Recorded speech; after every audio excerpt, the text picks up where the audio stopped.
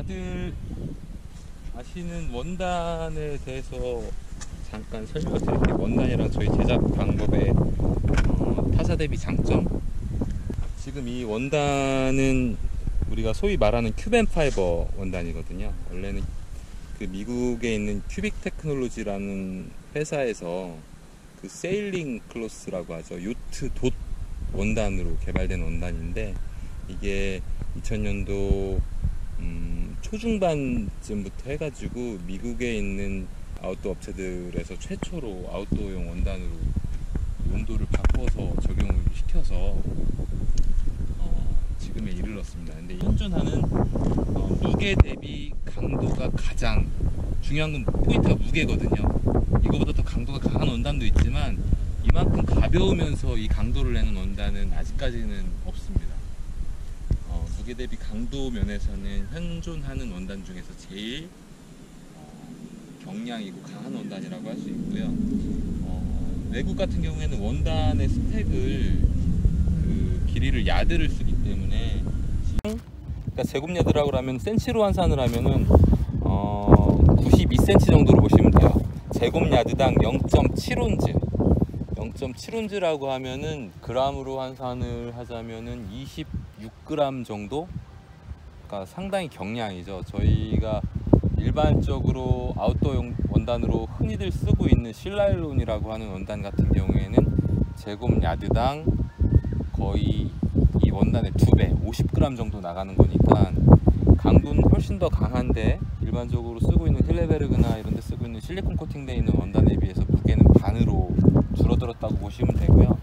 근데 하지만 이 원단이 가볍고 질기고 현존하는 무게 대비 강도가 최고의 원단이라고는 하지만 단점이 있어요. 이게 그렇게 잡아당기는 인열 강도는 정말 어마어마하게 셉니다. 찢을 수도 없을 정도로 세지만 펀칭이나 스크래칭에는 다소 약하다는 거. 그래서 바닥용으로는 쓰기가 좀 제한이 돼요. 쓴다고 하면 굳이 쓸 수야 있겠지만 가격 대비 바닥용으로 쓰기에는 좀 맞지가 않는다는 말씀을 드리는 거고, 그 다음에 이 원단의 또 하나의 단점이 직조가 돼 있는, 그러니까 가로실, 세로실이 직조가 돼 있는 원단 같은 경우에는 그 실 자체가 탄성이 없다고 해도 그 짜여져 있는 그 구조 때문에 원단 자체가 어느 정도의 그 탄성을 지니게 되는데, 얘 같은 경우에는 어떻게 보시면은 필름이라는 거에 더 가까운 성질이 있거든요. 그 원단으로서의 성질보다는 비닐 필름 같은 성질이기 때문에 더군다나 또 늘어나지가 않아요. 수축이 전혀 안 돼요. 그러다 보니까 얘네가 제공해주는 레퍼런스 데이터 상에도 가급적이면 제한된 바느질을 하라고 나오는데, 여러 큐벤 파이버를 이용하는 메이커들이 그런 부분에 대해서 많이 고려를 안 하는 것 같습니다. 사실은 이게 되게 중요하거든요. 초기에는 전혀 문제가 없지만 이 바늘 구멍이 있어서 바늘 질로 결합이 되어 있는 큐벤 파이버 원단은 점점 그 구멍이 커지고 급기야는 결과적으로 바늘 구멍이 점점 커지기 때문에 거기에서 하자가 생길 수밖에 없어요. 그래서 우리는 제작을 할 때 얘네가 주는 베이직한 그 레퍼런스 데이터 상에 나오는 것처럼 기본적인 부분은 전부 다 접착 방식, 본딩을 해서 제작을 하고 있습니다. 그래서 저희 라인 부분은 전부 다 본딩이에요. 다만 이질적인 재질이 붙어야 된다든가, 이 메쉬 부분이라든가 이런 부분, 아니면은 여러 레이어를 더 가지고 힘을 받아야 돼서 여러 겹을 적층을 해가지고 보강을 해야 되는 부분 같은 경우에는 제한적으로 저희는 바느질을 사용하고 있고, 저희 같은 경우에는 이 안에 보시면 그런 지퍼가 이 원단에 부착되는 방식이 다른 데랑 좀 틀릴 거예요. 아마 이런 부분들이 다른 제품들 같은 경우에는 두 줄로 그냥 박혀서 끝나는 부분인데, 우리는 이런 부분에 더 힘을 받을 수 있게 조금 수고스럽더라도 이렇게 조금 더 세밀하게 제작을 하는 부분이고, 그리고 여기에를 접착을 하면서 또 장점은 뭐냐 하면, 저희는 원단 두 개가 일단 이쪽 면과 이쪽 면이 한번 만나 가지고 두 겹이 되고, 겉부분에서 한번, 안쪽에서 한번 해가지고 총 4겹을 이루기 때문에 사실 이 꼭 지점에서 이쪽 방향으로 받는 힘을 텐션을 충분히 버틸 수 있게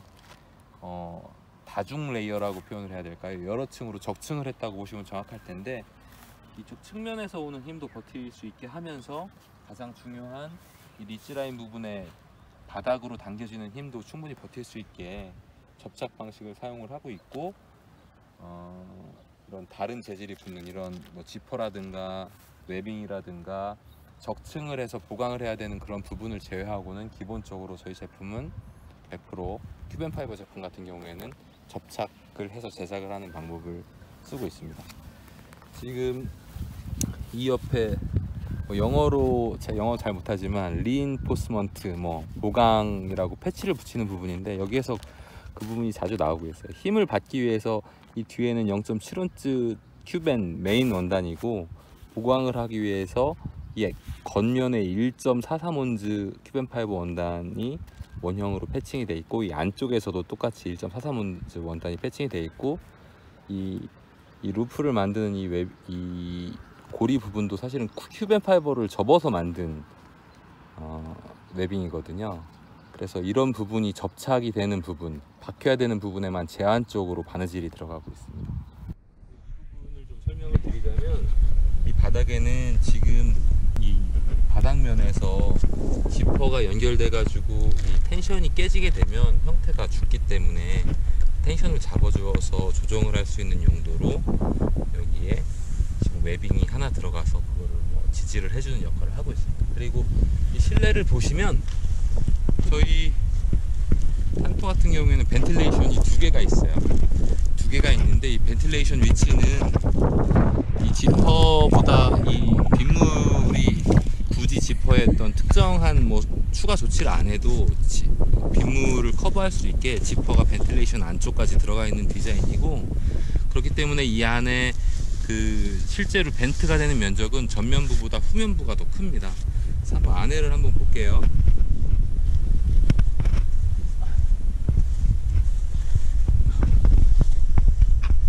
여기 안에를 보면 이 뒤쪽 후면부 벤틸레이션 넓이가 이쪽 전면부보다 조금 더 크고요. 여기 사이에 사실은 이 부분이 들어가 있죠. 이게 저희는 이 센터에서 이 리지라인 방향으로 힘들을 다 받게 되는데 이게 없으면 원단의 균형, 힘의 균형이 깨지거든요. 이게 없으면 이 메쉬 부분하고 이 일반 저희 큐벤 파이버 패브릭하고 힘을 받는 그게 틀려요. 신축성이 틀리기 때문에 얘는 많이 늘어나고 얘는 늘어나지 않는 성질이기 때문에 그걸 스탱을 해주는 역할을 합니다. 이런 부분이 다른 제품에서는 좀 간과되어 있는 경우가 많아서